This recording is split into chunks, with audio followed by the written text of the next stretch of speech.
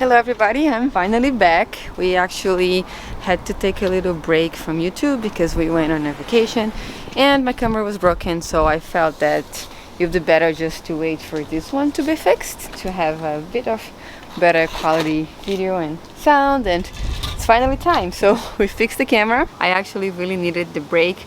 As I mentioned in the last video, I was feeling a bit of the garden burnout in August, but before I left for vacation I actually had a chance to start my seedlings for the fall. I was a little scared that they wouldn't make it, but luckily enough they just did. I put a lot of water in this tray and kept them in a shady location so they wouldn't dry out so fast, and now I have seedlings to plant on the fall garden. Also, on that same note, because we're gone for a while and August was a really hard month for me to keep up with the garden's not looking as great as I wish it was, but it's okay because now it's really time for me to start focusing on switching gears for the fall. I just harvested a few more things when I came back from vacation. Yesterday when I came right away, I wanted to harvest all the tomatoes because haven't been watered for 7 days, and also I harvested some of the squash because they're huge and I was afraid to leave them on the vine for another day to see because they could get even bigger. So we want to try to eat them, and I decided to just go ahead and harvest the size they were. I've never eaten squash that big. That one's gonna be sort of in between like a summer squash and a winter squash. I considered leaving them in there to turn fully into a winter squash, to turn orange, because I think that variety does do that, but at the same time there was a lot of new flowers in this vine and I didn't want to leave it in there and slow down the production of the plant. They're huge, so I got over 10 pounds of food in just 3 squashes. But I want to try to cook with that, see how they taste like, because I really never ate a squash in that sort of stash before. We will eat it anyway because it's food from our garden and we're appreciative of it, even though it might not taste as great as if it was a summer squash. We'll see. Other than that, I have lots of pears that I have to harvest. I harvested some figs yesterday too at the plot garden, and peppers and a few things here and there. I watered everything, so this morning looks much nicer. The garden here behind me also looks very nice. The green stalks behind me as well suffered a bit without the watering. That sage over there didn't do very good, but other than that it's doing okay. I do need to go ahead and harvest all of these remaining bits in here. I have been harvesting a few here and there, but they're just giving more space for the other ones to grow. So now I'm gonna try to take everything out and really refresh this for the fall. I have all these seedlings here that need a new home. I'm gonna try to plant some at the plot garden and some here. I haven't decided that yet. That's gonna be for future video what I'm doing in the fall, but today I'm gonna focus on cleaning those things up. Look how many beans are here in this plant. Isn't it crazy? It was kind of neglected, suffered for 7 days and just produced so many beans. Yeah, I had harvested from this before, but it seemed to really kind of like the dry weather or something, not sure, or the heat. I came back from my vacation very refreshed. I'm feeling really good, so I wanted to kind of just go ahead and harvest as much as I can to do a really big prep preservation day while I still have lots of energy from the trip.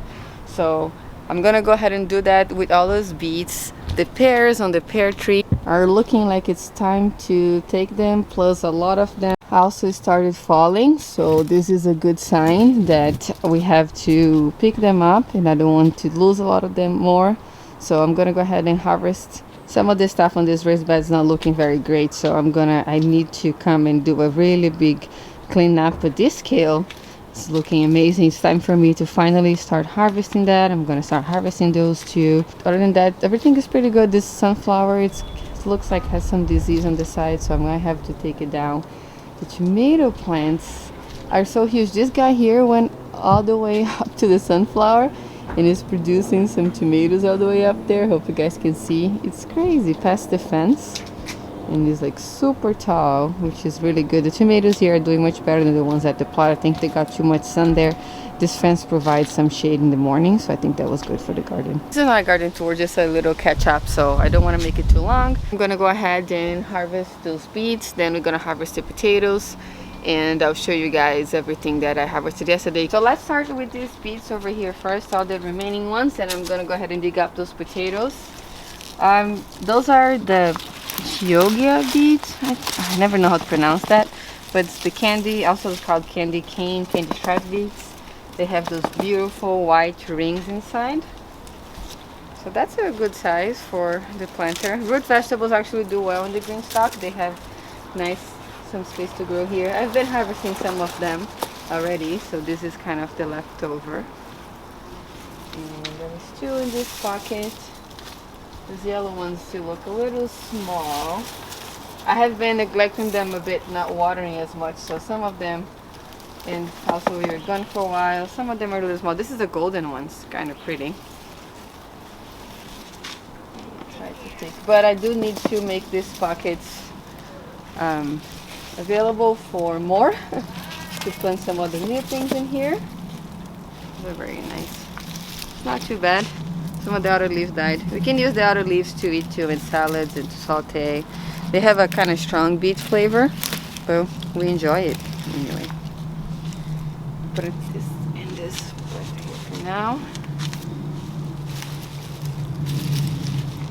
Let me see if there's any more. It's hard. I feel like I keep harvesting them. There's always more. I don't want to pull them all when they're small. There's some when they're too small, but I haven't really made a lot of space. I do like eating them little. They are sweeter when they're smaller. When I used to work in fine dining restaurants, we always ordered them about this size, or even smaller than this, and roasted. It was really good, very sweet. But that would be it. Doesn't seem like I made much space in this planter at all, but I have to probably work through it again. This one doesn't look very big, but I'm gonna take it out just so one more pocket's empty. Some of these peppers below here didn't make it without the watering. This kale has been here since the spring, so is this fennel. It's finally flowering. It looks very nice. I'm gonna try to collect some seeds for this fennel for cooking later. But I guess that will be it for now. This I will come around and trim it. Oh, there one more here. Come around and trim it later. Some weeds growing. Oops. Hard to. When you go on vacation, things just go wild. Alright, and I was not super neat with them. Alright, that was good. That was a good bit. I'm gonna rinse this before I put it in my basket so it's not too dirty.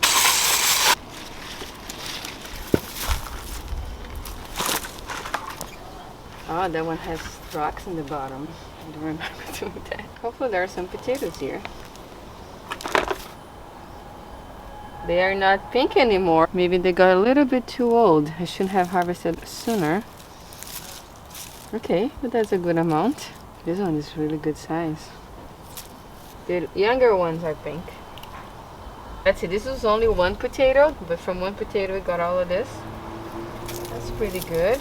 There's a bunch of baby ones I'm just gonna put back inside there. I'm gonna go ahead and harvest all these pears there. I'm gonna go on top of the chair and try to get them all down. There's a crazy vine kind of growing on the pear here with these little berries. I don't know what it is, but I'm also leaving it there because I've been a little tired. But this branch got so full with pears that it's kind of falling over. So that's the one I'm gonna try to take down the pears first. I heard that you have to twist the pears and see if they come off easily. They're ready. Those are not coming off super easily, but since a lot of them started dropping, I want to make sure that I take them before they all fall, and I'll let them finish ripening inside. That one came really easy, so that one was good. This one too. You just twist them to breaks. That one too. Then they're good to go. This is harder than I thought. We have a ladder at the pot garden. I should probably try to bring that here, but I really want to try to get those guys. Okay, we got a good amount so far already.